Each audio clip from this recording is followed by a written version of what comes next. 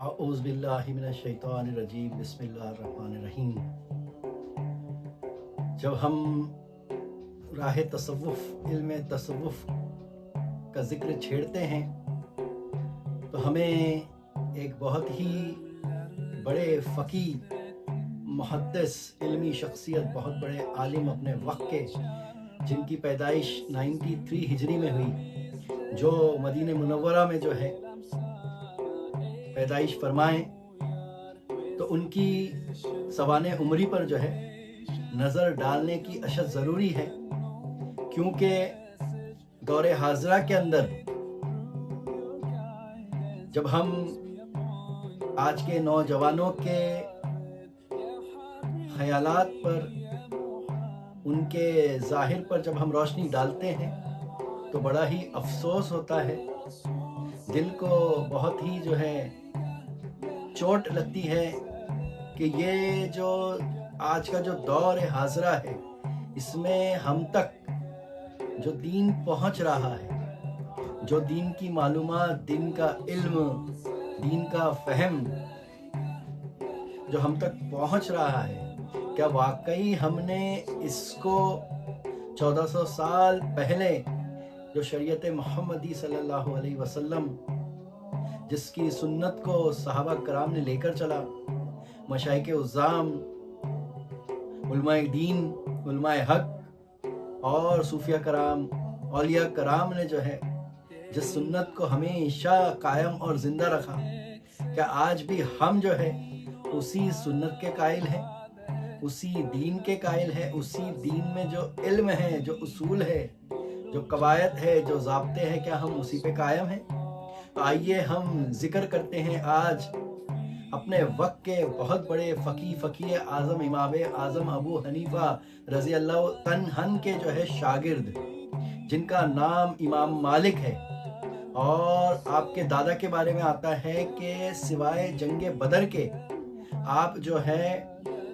तमाम जंगों के अंदर, तमाम ग़ज़वे के अंदर जो है मोहम्मद सल्लल्लाहु अलैहि वसल्लम के जो है साथ साथ जो है हमेशा रहे, और उनकी आल में से जो है एक जय्यद आलिम, बहुत बड़े मुहद्दिस, अपने वक्त के फ़क़ीह, अपने वक्त के जो है मसलक लेकर चलने वाले इमाम मालिक पैदा होते हैं। तो यही वो रसूल अरबी सल्लल्लाहु अलैहि वसल्लम ने और अल्लाह ने और कुदरत ने उनको इनायत अता फरमाया, उनकी कुर्बानियों का जो सिला मिला, आज हम जो है इमाम मालिक के ज़रिए वो देख रहे हैं। तो कहते हैं कि इमाम मालिक अपने वक्त के फ़क़ीह हैं। आपकी ताज़ीम में, आपके तस्करे में आता है कि आप अपनी पूरी ज़िंदगी जो है मदीने मुनव्वरा में सर्फ़ किए, मक्का मुअज़्ज़मा में जो है आपने सफ़र किया। दीगर ममालिक के बारे में यह आता है कि आज ये जो मसलक है इमाम मालिक, जिसको मालकी मसलक कहा जाता है, ये दुनिया के कोने कोने में फैला हुआ है। बेशतर जो है ख़ास तौर पर जनूबी अफ्रीका के अंदर, स्वीडन के अंदर, ईरान के अंदर, दीगर मिस्र के अंदर और दीगर दुनिया के कोने कोने में जो है आपको मालकी मसलक के जो है तरीके पे चलने वाले फॉलोअर्स मिलेंगे, बड़ी ही तादाद में मिलेंगे। हो सकता है कि हिंदुस्तान में इनकी तादाद कम हो, लेकिन दुनिया के दीगर ममालिक के अंदर इनकी तादाद बहुत है। तो कहते हैं कि आपने अपनी ज़िंदगी जो है दीन की खिदमत के लिए अंजाम दी, तो उसमें से जो है बहुत ही बड़ी जो है आपकी तसनीफ़ तालीफ़ मौजूद है, जिसे हदीस की फील्ड में हम तालीफ़ कहते हैं, जिसका नाम मुअत्ता इमाम मालिक है। तालीफ़ मुख्तसरन ये बता दूं कि हदीस की फील्ड में तालीफ़ उसे कहते हैं जो हदीस को जमा कर कर जो है किताबी शक्ल दे, और उस किताब के अंदर जो है दीगर बाब को बांधे और उसको तरतीब दे, हम उसको तालीफ़ कहते हैं। तो कहते हैं कि इस तालीफ़ के अंदर इमाम मालिक रहमतुल्लाहि ताला अलैह ने जो है 45 बाब बांधे, और टोटल जो है 1852 जो है हदीसों को जो है तरतीब दिया। माशाअल्लाह, ये बहुत ही बड़ा काम आपने अंजाम दिया। और आपके बारे में आता है कि उस दौर के जो सूफिया कराम थे,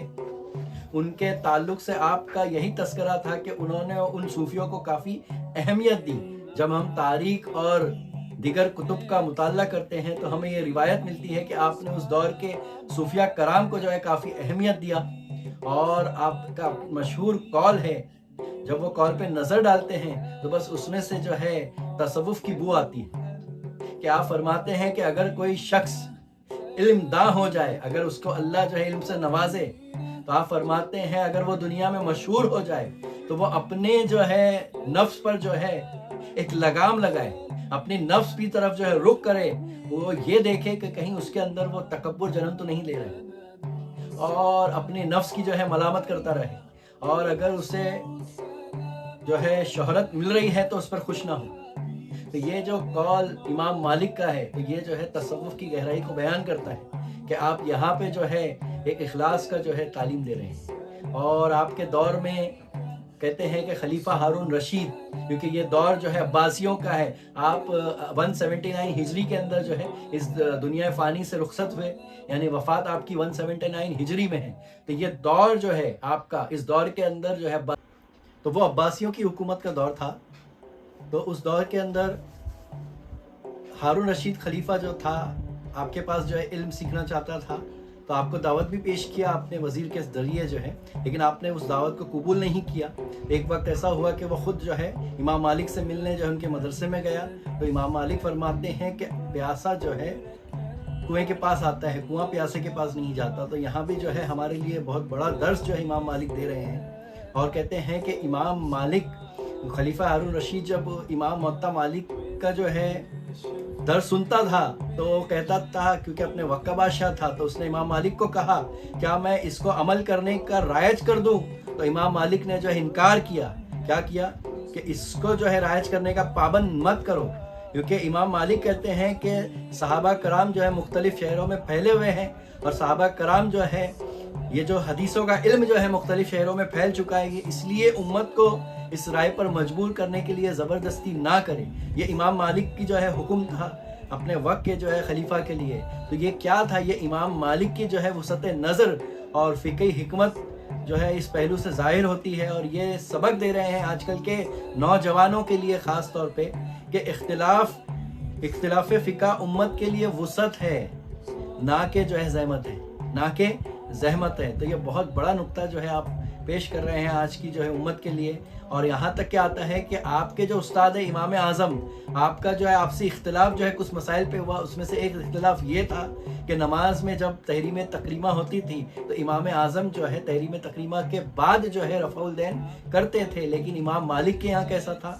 مالکی کے اندر کہ رکوع میں جانے کے بعد بھی رفع الدین، رکوع سے اٹھنے کے بعد بھی جو ہے رفع الدین جو ہے کیا جاتا تھا۔ تو یہ اس معاملے میں اختلاف بھی ہوا، لیکن امام اعظم نے جو ہے کبھی جو ہے آپ سے اختلاف پر جو ہے بحث نہ کی۔ انہوں نے کہا کہ یہ دونوں باتیں جو ہیں حضور اکرم صلی اللہ علیہ وسلم سے ثابت ہے، یہ دونوں طریقے جو ہے حضور سے ثابت ہیں، اسی لیے آپ نے اختلاف رکھتے ہوئے بھی جو ہے بحث و مباحثہ نہیں کی اپنی شاگردوں سے، اور آپ کو اس راستے پر چلنے کا جو حکم دیا، کیونکہ یہ دلیل جو ہے یہ دلیل دینے والے امام نووی ہے، یہ بہت بڑے فقی محدث اپنے وقت کے، اور کہتے ہیں کہ شاہ ولی اللہ محدث دہلوی جو ہے اپنی کتاب میں لکھتے ہیں کہ یہ اختلاف تنوع کا ہے نہ کہ تضاد کا ہے۔ تو تنوع سے مراد وہی ہے کہ جو حضور سے ثابت ہے کہ حضور نے یہ بھی عمل کیا اور یہ بھی عمل کیا،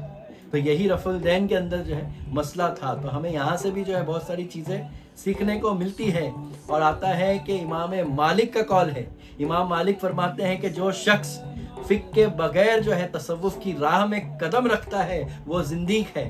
اور کہتے ہیں کہ جو تصوف کے بغیر فقہ کا راہ کو اختیار کرتا ہے تو وہ کیا ہے؟ تو وہ فاسق ہے، اور فاسق وہ ہوتا ہے جو ایمان والا ہوتا ہے لیکن نافرمان ہوتا ہے، اور زندیق اسے کہتے ہیں جو باطن کا منکر ہو، باطن میں منکر ہو اور ظاہر میں ایمان والا ہو۔ تو امام مالک کا یہ قول یہ تصوف کی گہرائی کو جو ہے بیان کرتا ہے۔ تو میری دعا ہے مولا کریم سے کہ ہمیں بھی جو ہے سنت، یعنی جو اپنے وقت کے ائمہ کرام ہیں 93 ہجری، یعنی تبع تابعین کا دور، تابعین کا دور، تو اس سے زیادہ آتھینٹک شخصیات اور کون ہے اسلام کے اندر جو اس دور میں موجود تھی؟ تو آپ فرماتے ہیں کہ اہل سنت اور اہل حق پر وہی ہے جو ہے ظاہر میں شریعت اور فقہ کو لے کر چلے، اور باطن میں جو ہے تصوف کی تعلیمات سے تزکیہ نفس اور تزکیہ قلب کو لے کر چلے۔ اور آپ فرماتے ہیں کہ دین جو ہے محض ظاہری عمل کا نام نہیں، اور محض جو ہے باطن میں دعوے کا نام نہیں۔ تو ماشاءاللہ بڑا ہی پیارا درس جو ہے ہمیں امام مالک سے ملتا ہے، اور